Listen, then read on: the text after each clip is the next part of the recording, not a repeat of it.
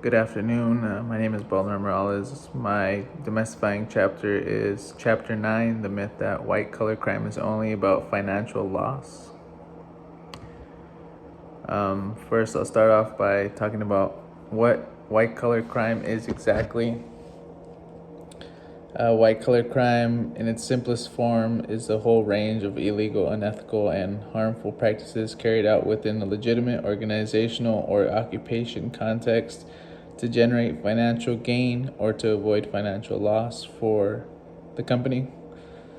Corporate crime is a specific form of white collar crime carried out on behalf of corporations. This could be any managers, CEOs, any person with a higher title than just a regular employee.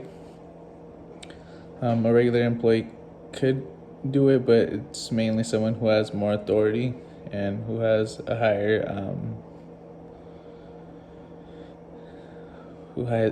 status in the company. Occupational crime is a specific form of crime and is carried out by small business owners, professionals, and employees for their own benefit. This could be examples of price gouging or using the company's name to gain financial gain for their own benefit. White collar crime can seem invisible to the public because it can be labeled as crime in the suites or behind closed doors. Crime in the suites or behind closed doors can essentially mean that it's not viewable to the public eye, unlike conventional crime where you see people getting robbed or people being victims of a violent crime, which are reported or sometimes even attention grabbing according to the media. But white collar crime is usually not easily able to be viewed by the public since it is being carried out by bigger corporations. This type of crime is very complex and sophisticated, which makes it hard for law enforcement to investigate as opposed to conventional crime. This meaning that the complexity and sophistication of this crime is much more complicated than conventional crime. It takes a little bit more than just working the beat or trying to gather some evidence throughout the community or the area where the crime took place. It's just more complex. It takes a little bit of a higher educational level for law enforcement or investigators to have in order to convict or prosecute individuals for committing white collar crime. And it is highly likely that there will be low amount of media coverage when talking about white collar crime being committed. This is due to the fact that white collar crime isn't really too attention grabbing, and in today's society, media likes to portray the worst of the worst crimes. A good way of explaining that would be, if it bleeds, it leads, which means that if there's more blood, more horror, or more violence, then it'll generate more viewers for the television company. Then the news broadcasting company will essentially have more viewers than the next. The kernel of truth, white collar crime is mainly driven by financial considerations, meaning that what can maximize profit or minimizing financial loss when it comes to their corporations, which can lead to immense amount of physical harm and violence on many different levels. Economic losses in the United States as a result of mortgage fraud alone ran as high as $500 billion. The perpetrators of white collar crime are more likely to be middle class or wealthy, and some of the perpetrators are exceedingly wealthy. White collar crime is also distinctive because corporate crime is carried out on behalf of an entity with vast resources that its consequences can be so widespread and substantial. This meaning that since they do have a vast majority of resources, that the consequences are very widespread, in a sense that since there's so much things going on in the company alone, it could affect people, places, areas in different locations of the country. White collar crime costs at least 10 times as much as conventional crime. So you have to take into consideration that a lot of these white collar crimes often affect more than just one person.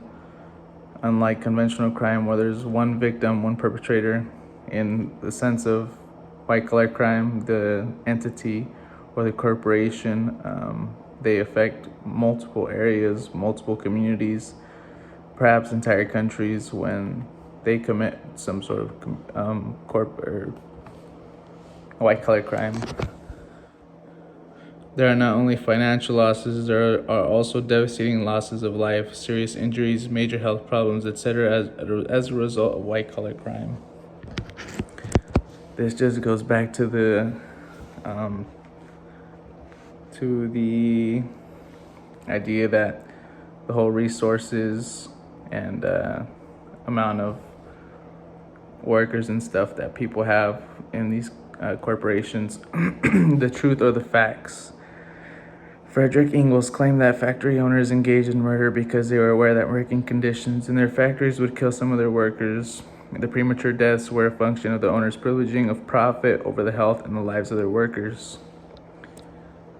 So in this case, companies took the easy way out and did not provide safe or okay working conditions for their workers at the time.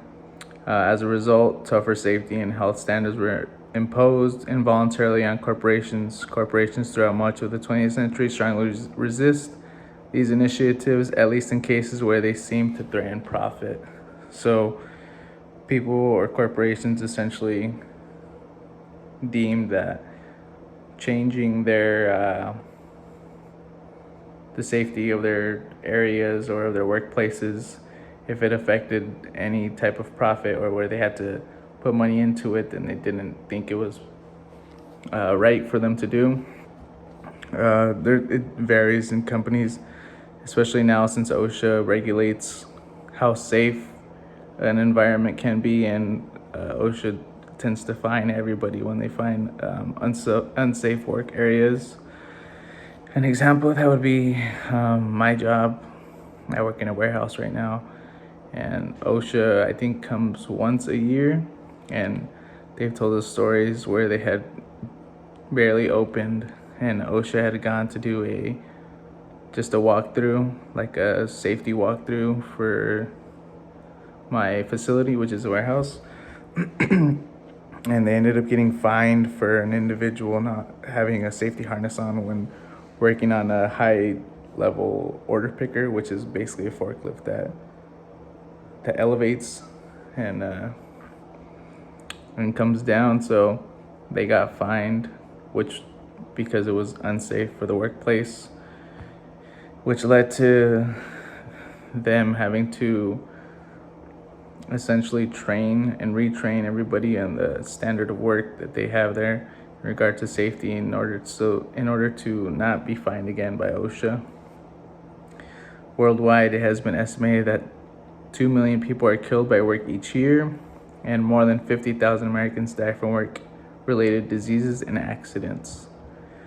Furthermore, 2 million other workers suffer significant physical harm in the workplace. In my work area, as of right now, we have gone 470 days incident-free or injury-free, as you would like to say, or as they would like to say. So the environment where I am working at currently is pretty safe compared to others in the county. And the last injury that we had reported was a fall or a trip due to some debris or some trash that was on the floor. And as a result, the person fell on their knee, and I guess they had to get some sort of rehab or something like that. But as of then, we've been pretty strong with the whole safety thing and the regulations that OSHA had put on warehouses and corporations alike. Consumers in large numbers have also been injured or killed by decisions made by corporate executives.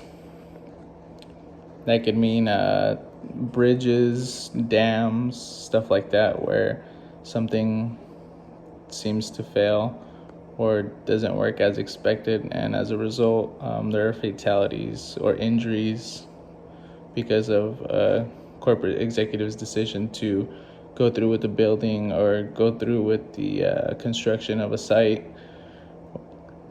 Tens of thousands of Americans die annually from product-related deaths, such as food products, unsafe meat, pharmaceutical productions, unsafe drugs, and unsafe devices, or unsafe tires, such as Firestone radials.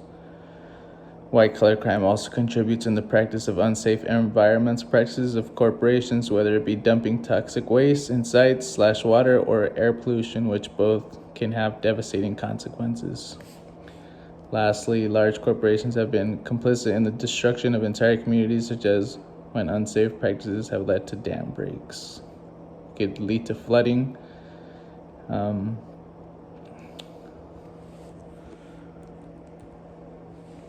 The truth or facts continued. Examples of toxic waste case was the Exxon case in 1989, where the Valdez rig ran into a reef coming from Alaska to California, causing a devastating consequence for wildlife, the environment, and the region's economy.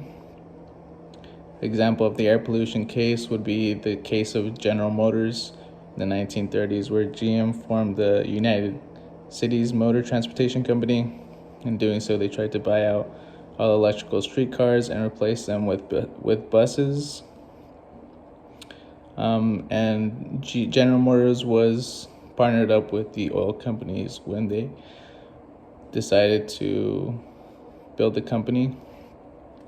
Example of an unsafe food products case is Adwala Inc., a company dealing with juice drinks, agreed to a $1.5 million settlement for selling contaminated juice that killed a handful of individuals. An example of a pharmaceutical case would be that of CB Bard Inc., a heart catheter manufacturer, marked an unapproved heart catheter that they believed would help people, but essentially led them to die because their heart catheter was not approved at the time, and they decided to go out and still give heart catheters to people who were in need. And examples of transportation/product case would be that of the Ford Pinto.